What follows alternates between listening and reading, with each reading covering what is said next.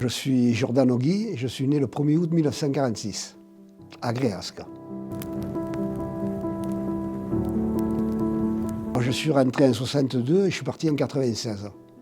Donc je suis rentré à 15-16 ans et je suis rentré et je suis sorti à 50 ans, ça fait 34 ans quoi. Alors j'ai été embauché, j'avais 15 ans. J'ai passé un examen parce qu'à l'époque, en 62 c'était, la mine voulait se moderniser et manquait de techniciens, vous savez. Et donc ils voulaient former des jeunes pour pouvoir être électriciens, mécaniciens, dieselistes, et ils faisaient ça au centre Saint-Pierre. J'ai passé un concours, j'ai réussi. Après, lorsque j'étais à la mine, au bout de quelques temps, j'ai demandé à la mine de suivre des cours du soir. Alors, c'était la formation professionnelle. Hein. J'allais à Aix, aux arts et métiers. J'y allais, au début, pendant 2 ans, j'y suis allé une fois par semaine, tous les samedis. J'ai passé un brevet professionnel d'électricien, puisque j'avais déjà le CAP. Hein. Lorsque j'ai eu le brevet professionnel d'électricien, j'ai demandé à passer le bac d'électricien. Alors là, j'y allais 2 fois par semaine et j'ai passé un bac professionnel F3. C'était parce que moi, j'aimais bien apprendre et puis c'était pour monter dans la hiérarchie, quoi. D'ailleurs, parce que la mine, à l'époque, lorsque vous aviez une formation, elle la reconnaissait automatiquement. Lorsque j'ai eu le bac, ils m'ont de suite mis, pas agent de maîtrise, mais pour le devenir, quoi. J'ai fait un an ou deux entre les deux, puis après ils m'ont nommé agent de maîtrise, vous voyez. Ils reconnaissaient les diplômes, quoi. Le fait d'être à la mine, déjà, le fait de faire les postes, c'est des conditions de travail difficiles. Au début, je faisais les 3-8. Au début, on travaillait le samedi parce qu'il n'y avait pas encore les repos du samedi. Je faisais le matin, l'après-midi, la nuit en plein. Je tournais toutes les semaines. Donc, il fallait se lever à 3 h du matin. Alors, on tournait toutes les semaines. Ça fait que c'est déjà des conditions difficiles.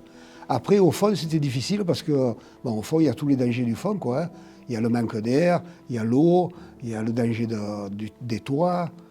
Qu'est-ce qu'il y a? Il y a la poussière, il y a le bruit, il y a l'obscurité aussi, surtout au début. Hein. Il y a la chaleur. Je me rappelle, il y avait des chantiers où les gens ils travaillaient ainsi, même tout nus. Hein. Surtout au début, quand j'avais 15 ans, là, c'était encore... ils faisaient le charbon au marteau-piqueur et au pic et à la pelle. Vous voyez, c'était des conditions de travail difficiles, quoi. C'était pénible, tout le matériel était lourd. Et après, lorsque... petit à petit, la mécanisation est venue, ça a augmenté. La difficulté, le danger, c'était les machines, quoi. La journée, vous alliez premier dans les douches, où on se changeait. On levait les habits du voyage et on prenait les habits du fond. D'accord ? Ensuite, on passait à la lampisterie, où on prenait la lampe au casque. À l'époque, on ne prenait que ça. Ensuite, on allait à la cage, on descendait. Alors, il y avait des endroits où, pour descendre, il fallait donner une médaille. Parce que cette médaille vous disait quand c'est que vous allez remonter. On voyait si vous faisiez bien, si vous étiez à la première cordée, à la deuxième cordée, vous voyez. Ensuite, on descendait au fond. Lorsqu'on était au fond, en bas du puits, vous n'étiez pas dans la couche du charbon. Pour aller à la couche du charbon, il fallait prendre une petite locomotive et on avait à peu près un quart d'heure, 20 minutes de trajet. Souvent, dans le trajet, on en profitait pour manger le déjeuner, si on était du matin. Les équipes, elles étaient de 4 ou 5 personnes, pas plus. Il y avait toujours un chef d'équipe qui, lui, portait la lampe à flamme. Parce que lui, c'était lui qui avait toujours la ceinture, il était responsable. Quand on arrivait au chantier, c'est lui qui allait le premier à front et qui avait la lampe pour regarder s'il n'y avait pas de grisou, tout ça. S'il n'y avait pas de grisou, on s'installait, on quittait les affaires. Alors, soit on arrivait au chantier, souvent c'était comme ça. Par terre, il y avait déjà le tir de la veille. Les gars à la pelle, ils dégageaient le tir.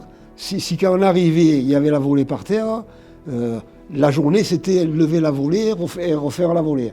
Quand vous aviez fini ça, la journée était finie.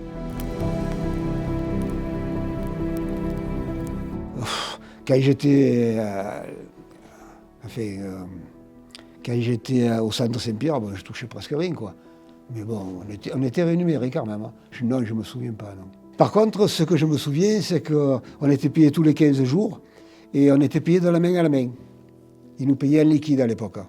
Il n'y a que plus tard, lorsque je suis revenu de l'armée, où ça a été interdit, où il a fallu payer par chèque. Alors, Et il fallait parce que nous, des fois, moi souvent, je n'allais pas chercher ma paye, c'était mon oncle qui travaillait au jour qui me la prenait. Vous voyez ça. Après, ça, c'était plus possible. Il fallait avoir une banque. Mon évolution, bon, j'ai passé la première fois le CAP mineur, ça c'est au bout de 2 ans. La 3e année, j'ai passé le CAP d'électromécanicien, donc j'étais électromécanicien. Ensuite, avec l'histoire que j'ai fait des formations, au bout de 2 ans, je suis passé agent de maîtrise. Donc là, ma carrière, j'ai été payé plus cher, bien sûr. Alors, en tant qu'agent de maîtrise, je suis resté plusieurs années dans un même quartier. Lorsque j'ai été agent de maîtrise, on m'a changé de quartier. On m'a levé du Régagnas où j'étais pour me mettre à Sainte-Victoire. Lorsque j'ai été muté, je suis passé, comme j'avais des connaissances en électronique, en ayant passé le bac, tout ça, et que ça avait évolué, on avait d'autres matériels au fond, en particulier les détecteurs de grisou, tout ça, qu'on voulait mettre embarqués sur les machines. Ils m'ont fait aller à ce qu'on appelait le service CELT, qui était le service électrique longue taille, qui chapeautait un peu tout le fond. Donc il y avait besoin du matériel électronique, et moi je m'occupais de ça. Ensuite, je me suis occupé des mineurs continus, donc j'ai encore changé. Par contre, j'ai fait d'autres formations pour être agent de maîtrise moyen et supérieur. Et puis après, j'ai fait des stages pour être chef un peu plus élevé. Ça m'a permis d'évoluer.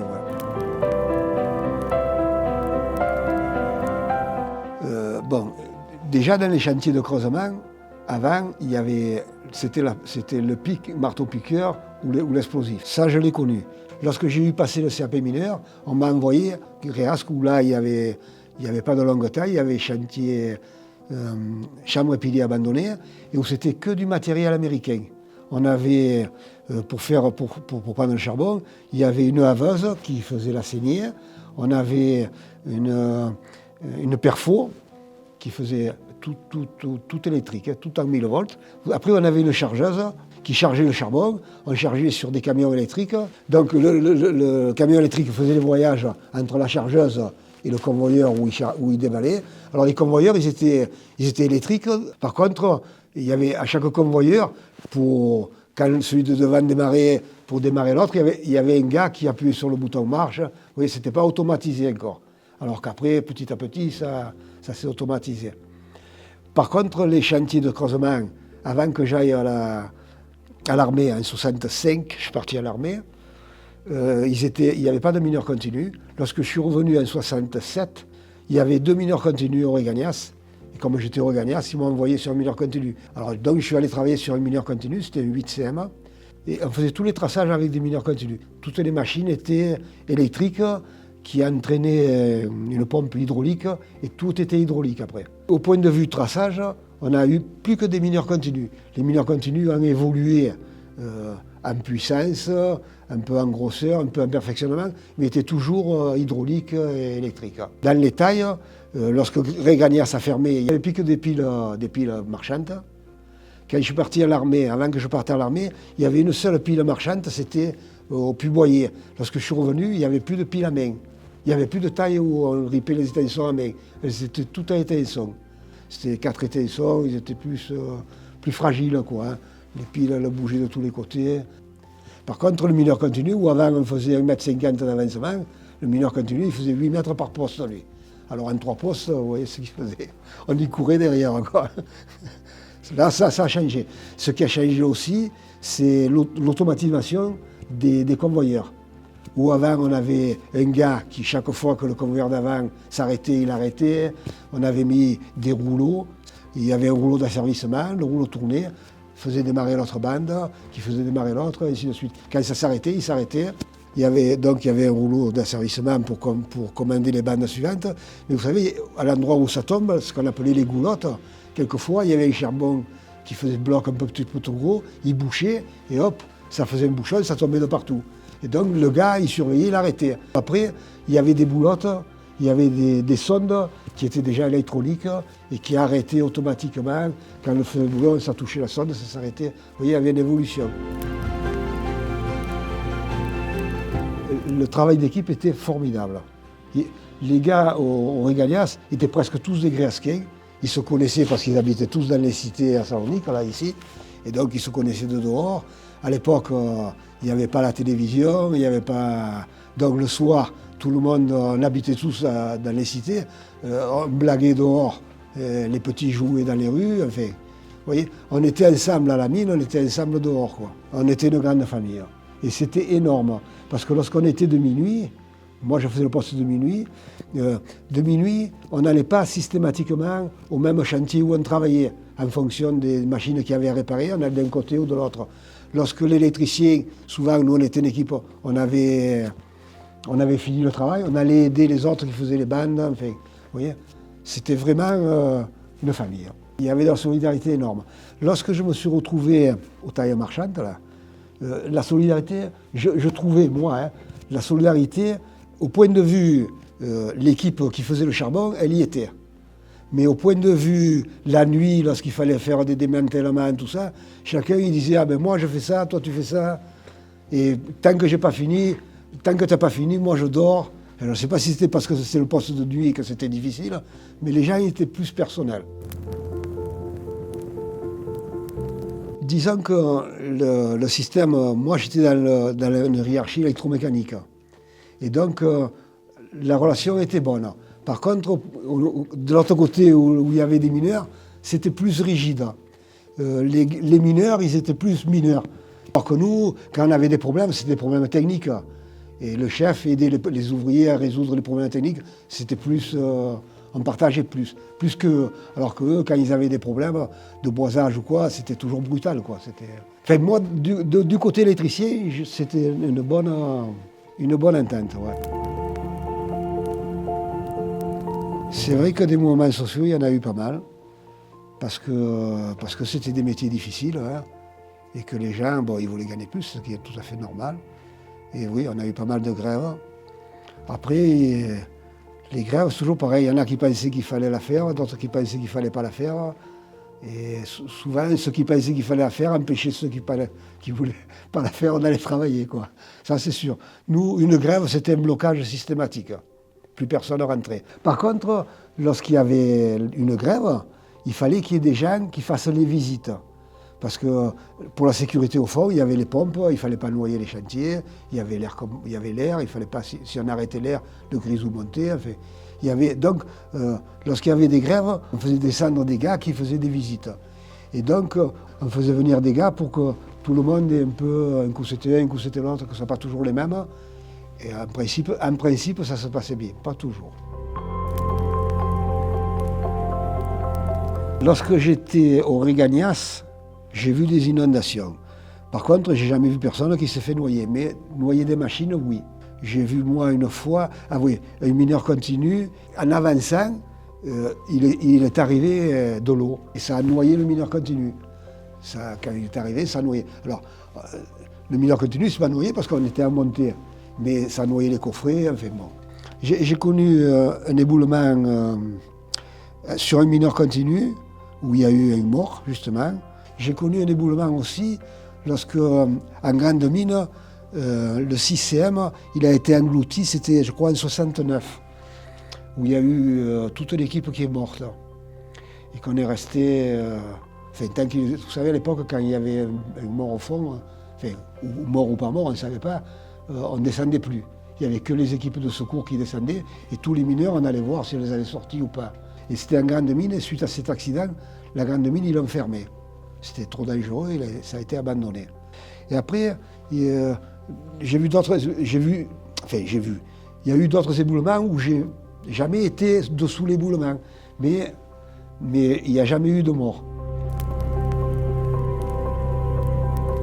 J'ai été blessé, oui, mais par un accident de machine, pas par un accident de toit. J'ai eu le bras cassé, le bras droit. D'ailleurs, il est toujours bloqué. J'étais ouvrier à l'époque et je travaillais sur ces camions là, électriques. Et j'avais cassé une chaîne, vous savez. Les tractions, le moteur électrique entraînait une chaîne qui entraînait la roue. La chaîne avait cassé. Alors j'avais une technique, moi. Je roulais la chaîne par terre, j'attachais une ficelle, je la faisais passer au-dessus et je faisais descendre le camion doucement pour qu'elle s'entraîne, vous savez. Et bon, j'ai mal travaillé. Et j'ai mis le bras, le camion, la roue m'a pris le bras. Je me suis retrouvé coincé, bon, enfin, ça m'a cassé, voilà. C'est le seul accident que j'ai eu. J'ai eu mort, à l'époque j'étais maître mineur, donc c'était presque à la fin de ma carrière, c'était en 94. En 94, on me téléphone, c'était 2 heures du matin, on me dit Guy, il faudrait que tu viennes à la mine, on ne trouve plus l'électromécanicien. Je dis comment vous ne trouvez plus l'électromécanicien? Il me dit non, il est allé faire un dépannage, vous savez dans l'État il y a la tête et la queue, on appelait ça, nous, la TMP, TMA. Il est allé à la TMA, on ne l'a plus vu sortir, on n'a pas fait attention. C'était donc le poste de l'après-midi, ça, qui descendait à 16h et qui montait à 22h. Et on ne l'a pas trouvé. Depuis, on le cherche, on ne le trouve pas, il faudrait que tu viennes. Donc je suis vite reparti à la mine. Et bon, on a compris tout de suite que c'était grave, quoi. Et malheureusement, bon, il était mort.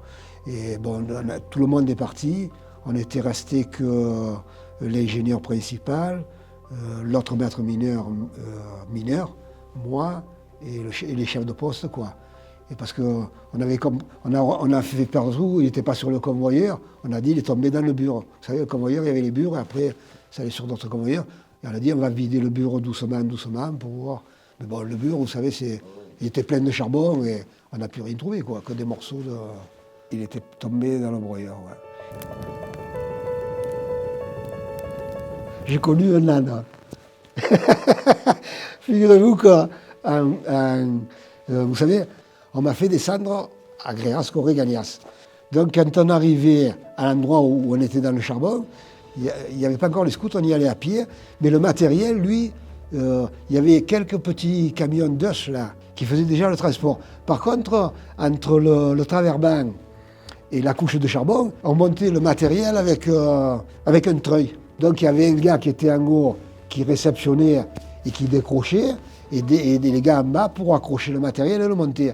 Et en haut, il y avait celui qui le réceptionnait, il y avait un âne, il prenait le matériel, il le distribuait sur 100 ou 150 mètres pour que les autres ils le prennent et le portaient dans les chantiers. Et cet âne, bon, il n'y avait plus que lui, peu cher.